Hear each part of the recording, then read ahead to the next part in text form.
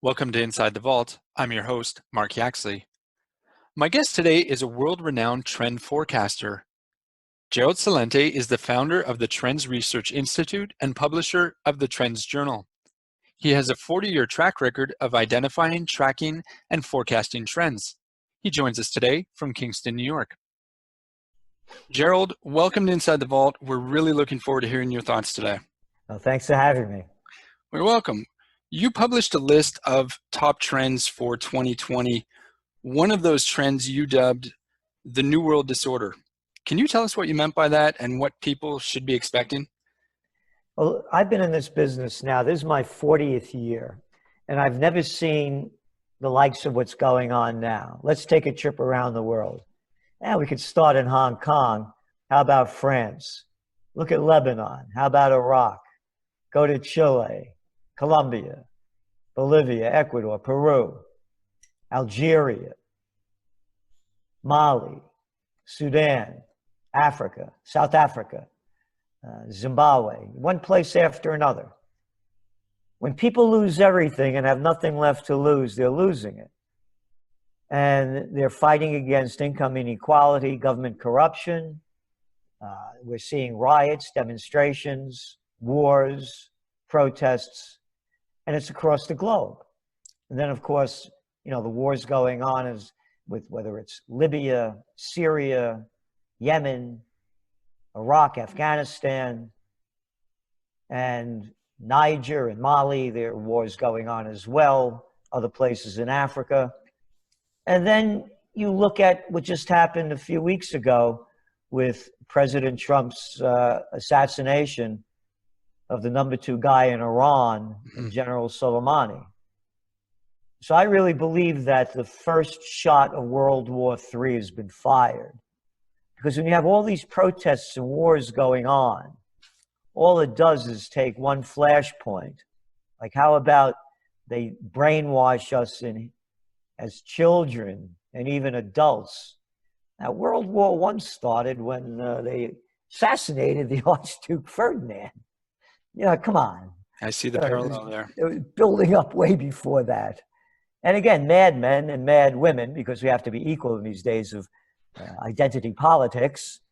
And again, when I say mad men and mad women, when you look at Libya, the biggest proponents of that war were Hillary Clinton, Samantha Power, and Susan Rice, along with the Nobel Peace Prize winner, Barack Obama. And then you bring in Sarkozy of France and Cameron of the UK, and now look what you have over there. So the world, it's the New World Disorder.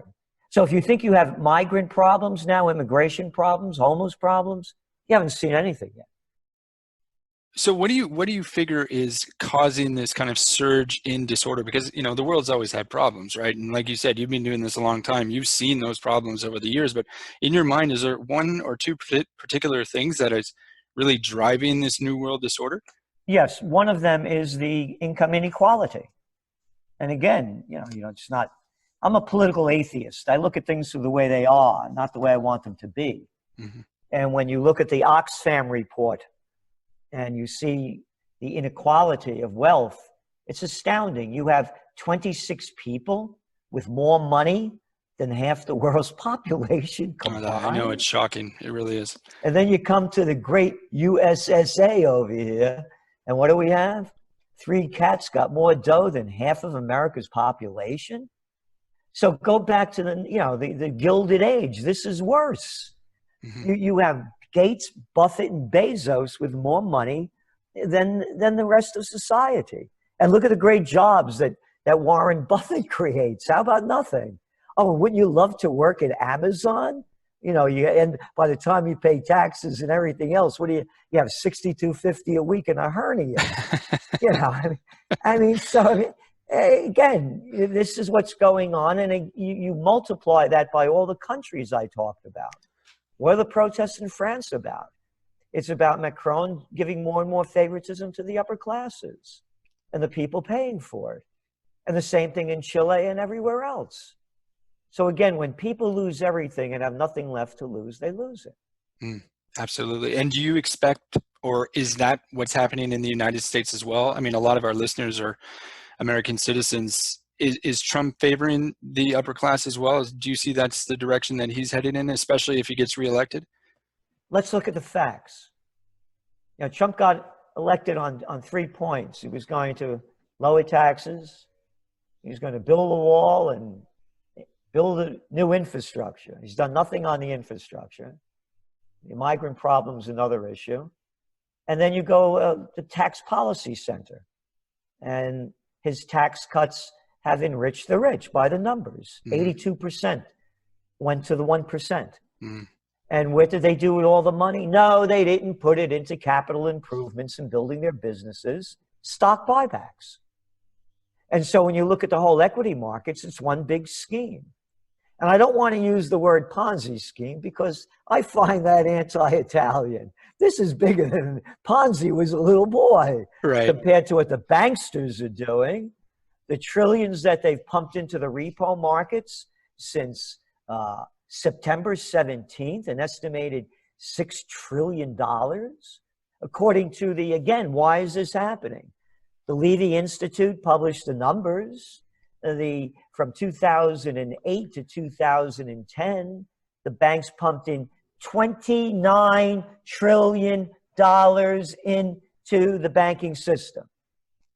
And now this election coming up in the presidential reality show, they have an argument between it's going to be socialist or are we going to stay capitalist? Right. It's not capitalist. In capitalism, there's no such thing as too big to fail.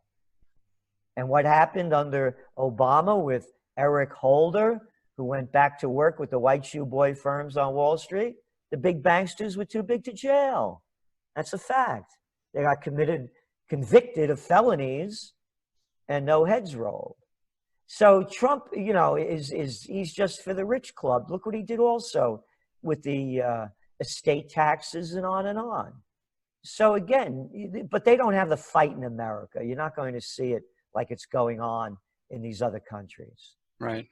So, I mean, if you look at the facts, they're deeply concerning as we head into this new decade. Is there any reason to be optimistic? I mean, if you were, let's say you're a 20, 30-year-old guy, you're just getting started, you've got your education, where would you be looking for those opportunities? Because I know you've said in other interviews that there are opportunities for the entrepreneur. What are some of those opportunities? What would you be doing if you could take a step back in time? Well, again, what you do now is one of our top trends is the roaring 2020s. Mm-hmm. And when you think of how low the people are, how depressed people are, I mean, the studies are coming out every day.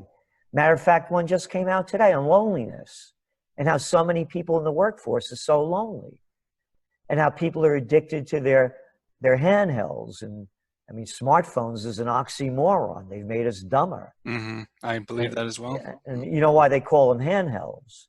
Because everybody's masturbating in public.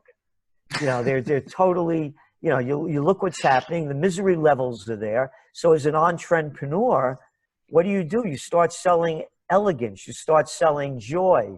You start selling freedom. You start selling self-respect, dignity. Mm. And the big companies don't know how to do that. They don't have a clue. Look at the entertainment industry. It's the same garbage, different day. Go back to America. Its greatest export used to be music. From ragtime to swing time to rock and roll to Motown. Mm-hmm. And now it's turned to no town. So the entrepreneurs who know how to look at that in fashion, design, and also in other systems and developing new systems, that we have a political system where you have to follow the leader. I mean, grow up. You put on this earth to take orders from leaders. What's one of the richest countries in the world that hasn't had a war since 1850? Switzerland, wars all around them. Direct democracy. Matter of fact, they're going to have an election now in Seattle, and they're going to be able to vote online or on their phones. Mm. And that's the way it should be. The people should be in charge. You want to go to war, let the people vote. You want more immigrants coming in? Yes, I'm willing to pay more taxes to have them come in. No, I don't want to pay more taxes to have them come in. Let the people vote. You want Trump's tax cuts? Let the people vote. Oh, the people are too stupid. Oh, yeah, like the politicians are so brilliant. Who's your favorite? Mitch McConnell, Lindsey Graham, Nancy Pelosi, Chucky Schumer. I mean, look at the morons and imbeciles. All you have to do is turn into the impeachment baloney, and you can see how worthless the people that are leading the countries are. Yeah. You don't have to stay in America. Take a trip around the world. I tend to agree with you. I think for young people, one of my biggest concerns personally when I look at the leadership, especially of the United States, but this applies to many, many countries around the world, is that, you know, these people aren't leaders. As young people, you should be looking up to people and saying, wow, you know, I share the same ideals as this person. This person is an idealistic leader. They've got vision. They care about us. They're a real leader, my definition of a leader. And I'm just not seeing that. I'm not seeing that at all from these people. In fact, their agendas are so transparent, it would seem, to some of us anyways. And that's what I think the shame in all of this is that the young people look up and they have these terrible role models to fashion themselves after. And what the long-term effect of that is going to be is concerning to me anyways. But I want to shift gears for a second here. Gerald, you mentioned earlier Iran, and I know that you had predicted instability in Iran long before the recent events took place. What are your feelings about the situation currently? Do you think we're going to see more escalation, or we're going to see this thing escalate, or is this just going to kind of fizzle out? It's going to escalate. Again, as you mentioned, I've been writing about this for several years. It's the Israel, United States, Saudi alliance against Iran. And they call Iran the worst terrorist organization in the world. What's the difference between the people hating the Iranians as Hitler telling the people to hate the Jews? Oh, the Iranians, they're a threat to our allies. Oh, the Saudis, our wonderful Saudi allies, huh? You got a lot of Me Too groups in Saudi Arabia. I mean, how many people did they behead? 184 last year? Invaded Yemen, created the worst humanitarian crisis on earth, according to the United Nations, in which the United States, the UK, and other countries are supporting the weaponry to kill them. Oh, and the Iranians are helping the Houthis. You know, the Saudi gang was invented in 1934. And you know who they went after as soon as they got in? They tried to invade Yemen, and they were going after the Houthis. I mean, these are only facts. And so when you look at what's going on in Iran, it's only going to get worse. Do you think America, and we have to protect, again, American interests? Those aren't my interests in the Middle East. My interests as an American are in America. Mm-hmm. And so what are our interests? As I said, do you think the United States would be in the Middle East or care about it if their major export was broccoli? Well said. Okay, sticking with the U.S. here for a second. The impeachment proceedings against Mr. Trump are progressing in the Senate as we speak today. How do you see that playing out? It's a waste of time. It's a total waste of time, because for the Senate to convict Trump, they need a 2/3 vote. And they have a majority Republican. It's a total waste of time. And it's nothing more. Again, when you look at the entire reasoning behind this, the anti-Russianism is still going on. Just like they did it, you know, those Russians hacked into the DNC, and that's why Hillary Clinton lost. It's not why Hillary Clinton lost. I called Trump a winner in the Trends Journal magazine in May of 2016. She had a negative rating of over 65%, around 65%. She lost because people couldn't stand her. Mm. And there's not one shred of evidence that the Russians hacked into the DNC. We assume, we believe, we conclude. Could you show me any evidence? No, we don't have to, because we're, the deep state with intelligence of it's an oxymoron to call them intelligence agencies, because there's no intelligence among them. Just like Saddam Hussein had weapons of mass destruction, but I don't have to show you any proof. Right. Yeah. It's a total waste of time. It's dividing the nation. And again, it's building more hatred against Russia. And it's just going to continue like that. So the Democrats are playing this card now. They've played the impeachment card. They've got a fairly weak lineup of candidates. I mean, is this just a desperate act, in your opinion? Is it because they don't have any way of taking Trump out. I mean, what's your call on this re-election? Are you saying you think Trump's going to be back in there? Yeah, that's our forecast is Trump 2020. Trump 2020. Interesting. And by default. Yeah, That's, the default of the Democrats, because they don't have anybody to run against them. Hmm. And you got, look at this guy Bloomberg. He spent what, $220 million already? This is a guy stop and frisk Bloomberg, that when you walk down the streets, if you were Hispanic or black and the cops didn't like the way you looked, they feel you up and frisk you looking for whatever they could find. They did it to millions of people. That's totally against what this country is about. That's in violation of the Constitution. And that's your Bloomberg. And the little, Bloomberg comes out and says, well, I'm sorry I did that. Up until like 2 weeks before he announced he was running for president, he said, I totally support what I did. It was the right thing. These are lowlives.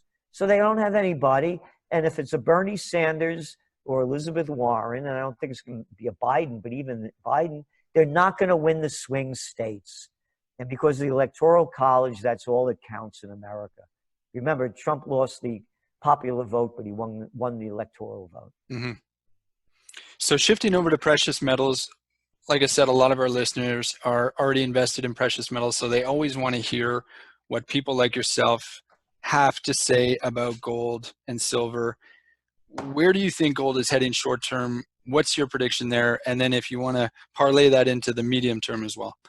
Well, on June 6th of 2019, we sent a trend alert to Trends Journal subscribers, and the headline was, Gold Bull Run has begun. Mm-hmm. And gold was at $1,332 an ounce. And now, on Friday, January 24th, it's around $1,570 an ounce. I believe gold is going to head toward the 2,000 mark. And let's go back again and talk about the election. And what do we have? Trump. Trump will do anything that he can to win. And he's going to put more and more pressure on the Federal Reserve to lower interest rates. I believe that by November, we're going to see interest rates near 0 to -%, back to where they were when we had the financial crisis. And they're going to do everything they can to prop up the economy. The lower interest rates go, the cheaper the dollar goes, and then you have all these banks around the world. What is it? The central banks lowered interest rates 71 times last year across the globe, according to the IMF. And so it's very bullish for gold.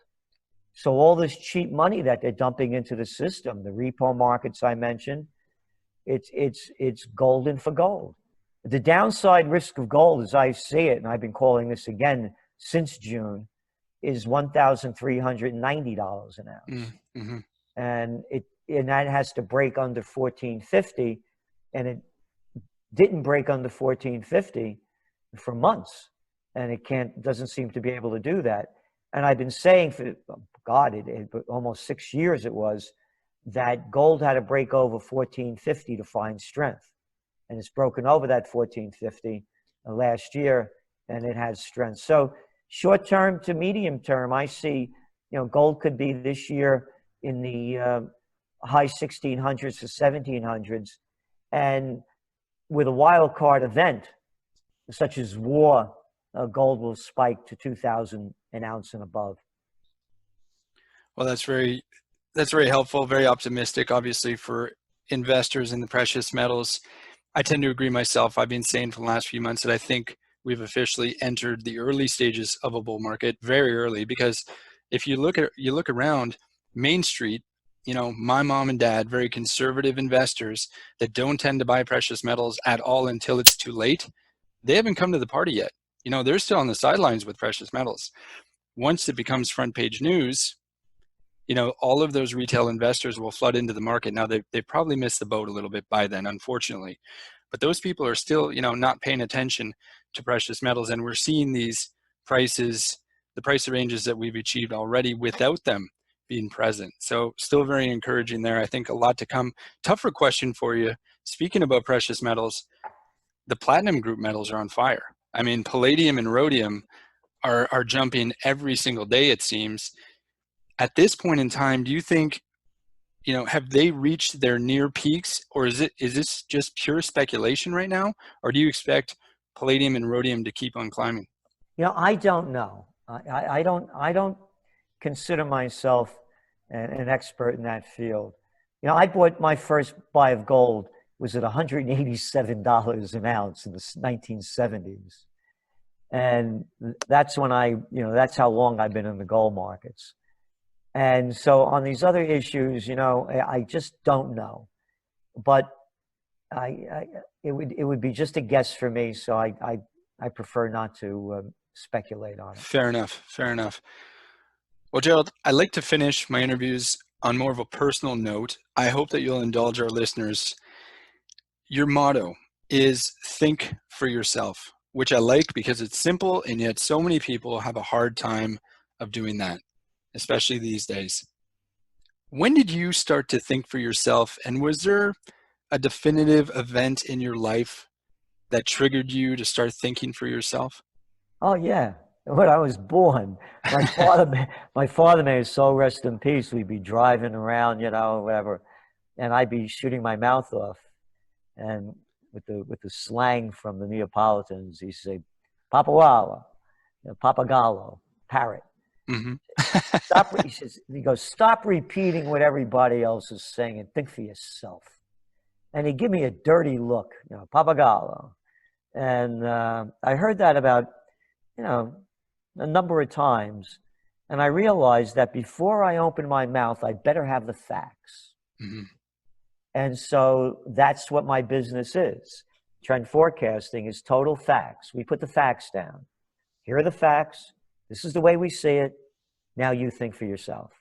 So the way, and not only, it's that, so that to answer your question, I was taught that as a young boy. And as well, I consider myself one of the luckiest men on the planet because I'm a Napolitano born in the Bronx. So I was born to be free. We're born to fight for yourself, to think for yourself, and to be yourself. Another thing my father used to say to me, you get in a fight with your father, He said, "You little bastard." He said, "You think I tell you everything I'm telling you because I want you to be like me?" He said, "I want you to be yourself." And that's what the people need to become. They need to become themselves rather than following leaders. Of all those protests that I mentioned, not one leader. The people have had it. The leaders. I wasn't put on this earth to follow a leader or to take orders. Hey, some people are into that trip. It ain't mine. And to me, that's the freedom of life. And that's the freedom of being an American, to be free, to be who you are. But of course, we're losing that day by day and step by step. Sadly, very valuable advice. We appreciate everything you've shared with us today. I want to make sure that people know where to find you. I believe you've got a website called trendsresearch.com where they can find out more about Trends Journal. We'll also publish your Twitter handle. I know you've got a lot of followers on Twitter. Always some great comments on a regular basis there. I'd like to thank you again, Gerald, for your time today, and look forward to speaking to you again in the future. Oh, thank you for having me.